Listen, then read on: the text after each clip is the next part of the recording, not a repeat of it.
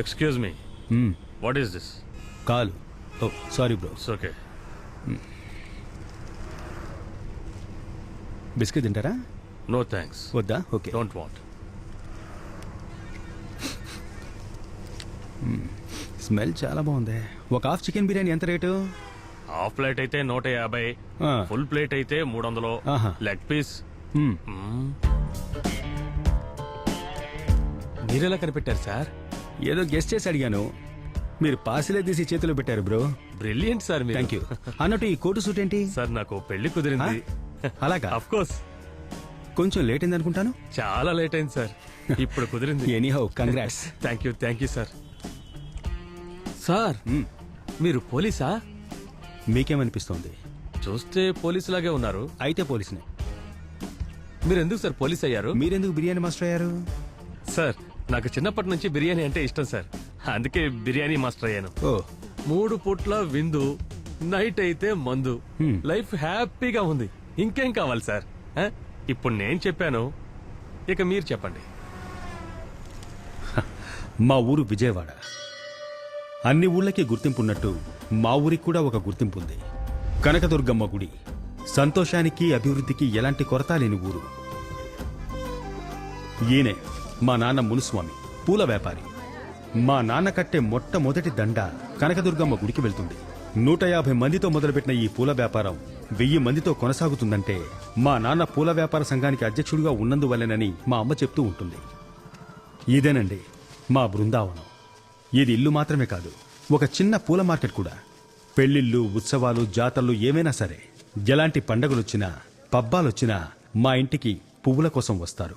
ఇల్లంతా సువాసన నిండి ఉంటుంది. ఇలాంటి అందమైన ఇంట్లో అందమైన మనసుతో ఒకరున్నారంటే ఇదిగో వచ్చిందిగా మా అమ్మ.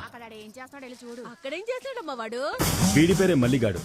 వరుసగా నాకు తమ్ముడవుతాడు. ఇలాంటి తలతెక్క పనులు చేస్తూ ఉంటాడు. పరమానంద శిష్యుల్లో మొదటివాడు. ఏంట్రా తలకిందులుగా ఉన్నావు? పెళ్లి కొడుకోళ్ళు వచ్చారా? వాడిని పిల్లరా.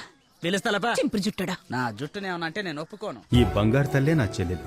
మా నాన్నలాగా నిజాయితీ కలది, మా అమ్మలాగా అందమైంది. ప్రతి నెలలో మంచి రోజు వస్తుందో లేదో కానీ మా చెల్లెల్ని చూడ్డానికి పెళ్లివాళ్లు వస్తూనే ఉంటారు.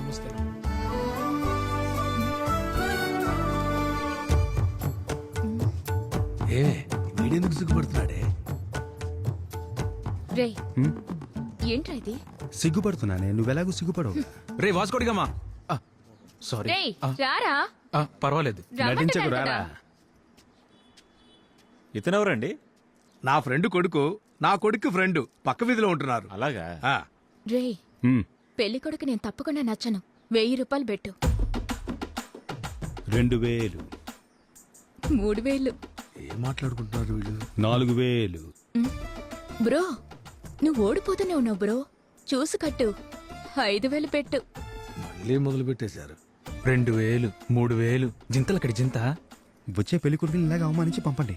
చందు వచ్చావా వడా బజ్జి లాగించేసి పోతూనే ఉండాలి. అడ్వైస్ చేయకూడదు. నువ్వు పెట్టి కడతావా? 1000 రూపాయలు. నాకంత సీన్ లేదమ్మా, మీ అన్నతోనే కట్టుకో. సరే అండి, బయలుదేరుతాం. వెళ్ళి ఫోన్ చేస్తాం. ఫోన్ చేయడం కాదు సార్, సాయంకాలం లోపల చేస్తే మంచిది. ఓకే చేస్తాం. వెళ్ళండి. రే ఎప్పట్లాగానే వాళ్ళు ఫోన్ చేయరు కానీ తీరా పందెం డబ్బులు లెక్క బుక్కులో రాసుకో, మొత్తంగా సెటిల్ చేస్తా. జాగ్రత్తగా వెళ్ళరా. నాకు కవర్ ఇవ్వరా? పర్లేదన్నా, కూర్చో. ఏంటి వాస్కో, మునుస్వామి? నమస్తే మావయ్య. ఇద్దరు మార్కెట్ కు బయలుదేరినట్టున్నారు. అవును మావయ్య, మార్కెట్ కి. Okay okay. ఈయనే మా మావయ్య, పక్కింట్లో ఉంటాడు. మేమేం చదవాలో ఏం తాగాలో కూడా ఈయనే డిసైడ్ చేస్తాడు. మేమంటే అంత ప్రేమ. He is the main person. వీడే నా విలన్. పేరు గుడ్ల రవి. ఒకప్పుడు బతుకు తెరువు కోసం మా ఊరికి వలసొచ్చినోడు. ఎక్కడి నుంచో మా ఊరు వచ్చి నాకు పోటీగా గుడ్ల వ్యాపారం చేస్తావా? కొట్టు మూసేసి నీ మనవాళ్ళతో సహా ఇక్కడి నుంచి వెళ్ళిపో. ఇక్కడి నుంచే.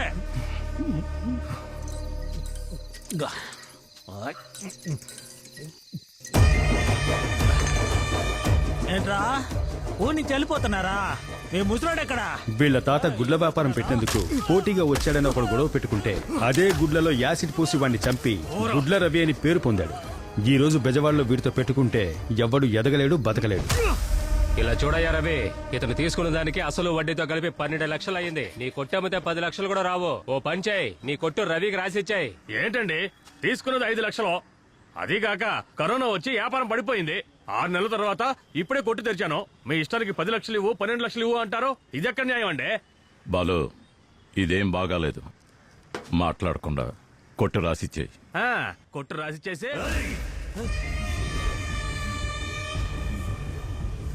మంచిగా చెప్తే వినవా? పెట్రోల్ సంతకం.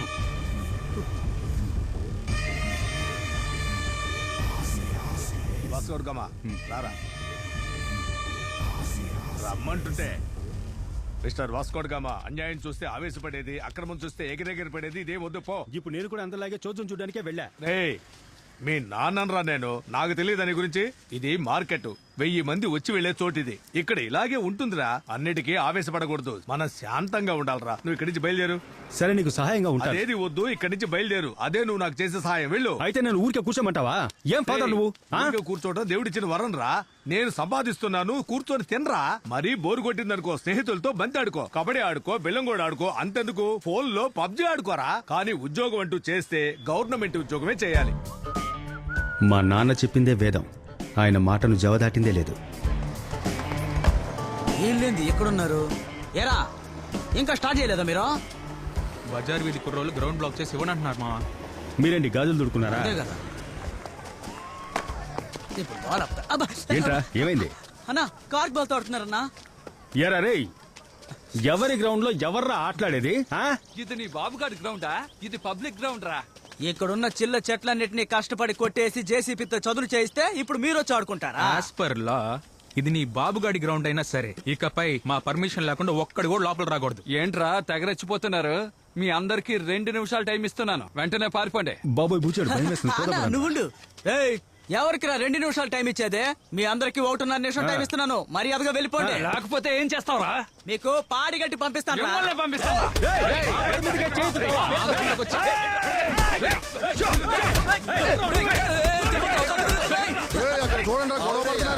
ఇదే పని అయిపోయింది.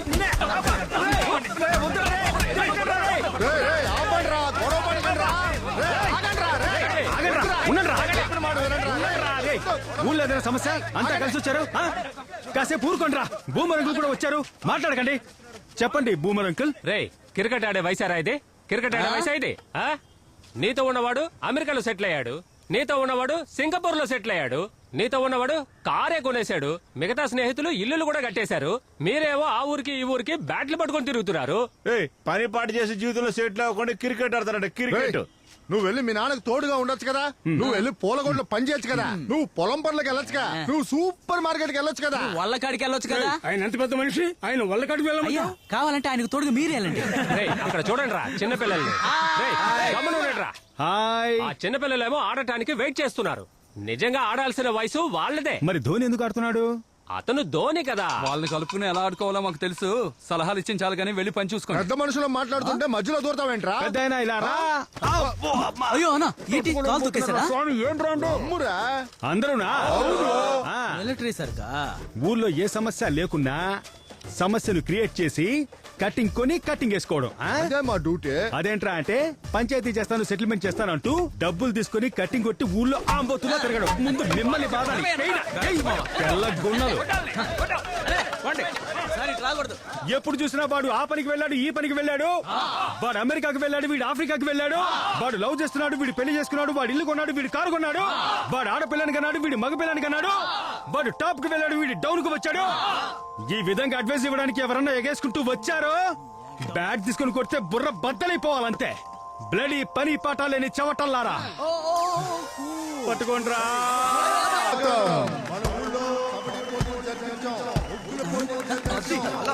చూస్తున్నా అందరూ చంద్రకరుస్తున్నారు.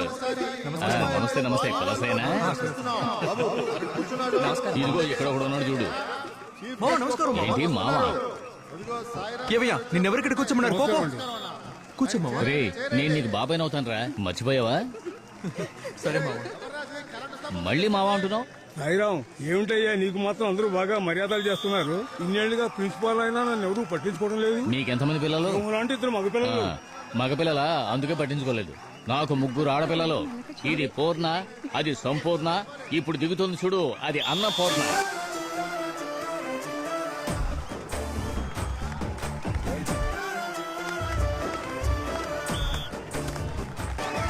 ఏంటమ్మా డిఆర్ఎస్ సార్, డిఆర్ఎస్.